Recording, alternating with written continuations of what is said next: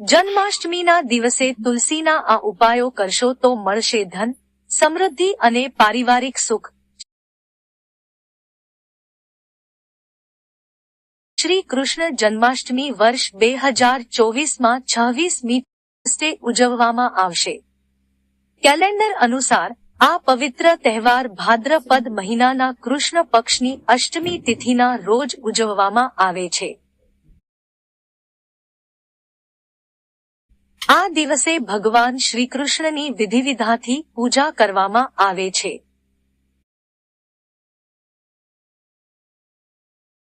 આ સાથે તમે આ દિવસે તુલસી સંબંધિત કેટલાક સરળ ઉપાય કરીને પણ ભગવાન કૃષ્ણની કૃપા મેળવી શકો છો. આજે અમે તમને આ ઉપાયો વિશે માહિતી આપીશું.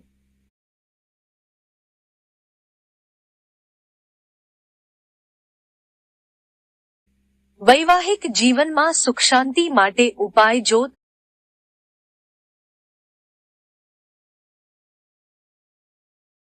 તમે તમારા વૈવાહિક જીવનમાં સમસ્યાઓનો સામનો કરી રહ્યા છો અથવા ઘણા પ્રયત્નો પછી પણ લગ્ન કરી શકતા નથી, તો તમારે તુલસીનો એક સરળ ઉપાય અજમાવો.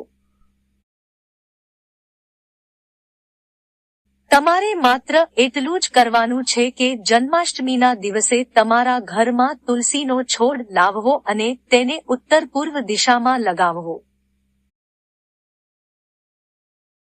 આમ કરવાથી લગ્ન સંબંધિત દરેક સમસ્યા દૂર થઈ શકે છે. પરિવારની ખુશહાલી માટે કરો આ ઉપાય. જો ઘરમાં કલેશ અને લોકો વચ્ચે મતભેદ હોય તો જન્માષ્ટમીના દિવસે તુલસી પાસે દીવો પ્રગટાવો. આ પછી તુલસીની 11 વાર પ્રદક્ષિણા કરો અને માતા તુલસી પાસેથી સુખ સમૃદ્ધિ માટે પ્રાર્થના કરો. આ ઉપાયથી ઘરમાં સુખ શાંતિ આવે છે અને પરિવારના સભ્યો વચ્ચે સુમેળ વધે છે.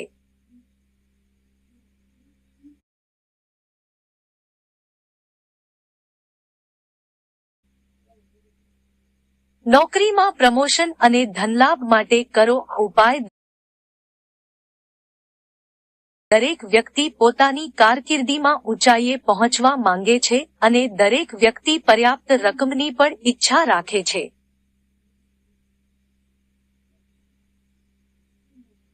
આવી સ્થિતિમાં જો તમે જન્માષ્ટમીના દિવસે માતા તુલસીને લાલ રંગની ચુનરી અર્પણ કરો છો તો તમારા કરિયર સાથે જોડાયેલી તમામ સમસ્યાઓ દૂર થવા લાગે છે.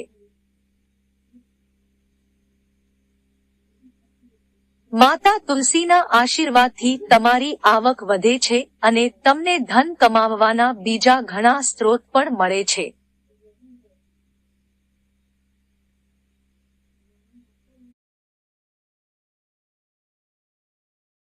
ધનલાભ માટે કરો આ ઉપાય. જો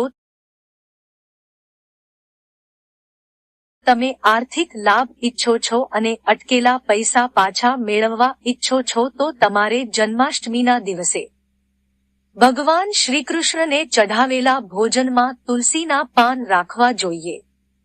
એવું માનવામાં આવે છે કે આ ઉપાય તમને જીવનમાં સુખ સમૃદ્ધિ તો આપે જ છે,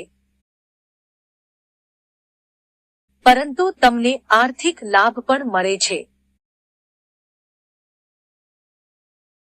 આર્થિક લાભ મેળવવા માટે જન્માષ્ટમીના દિવસે વધુ એક ઉપાય કરી શકાય છે.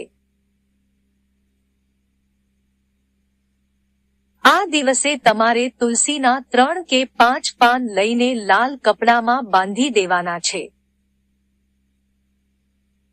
આ પછી આ કપડાને તમારી તિજોરીમાં રાખો. ધાર્મિક માન્યતાઓ અનુસાર આમ કરવાથી તમારી તિજોરી ધનથી ભરેલી રહે છે. આ ઉપાયથી બધી મનોકામનાઓ પૂર્ણ થશે. જન્માષ્ટમીના દિવસે જો તમે પાણીના વાસણમાં 5 તુલસીના પાન રાખો અને તે પાણીને બીજા દિવસે તમારા ઘરના મુખ્ય દ્વાર પર છાંટો તો માતા તુલસી તમારી દરેક મનોકામના પૂર્ણ કરી શકે છે.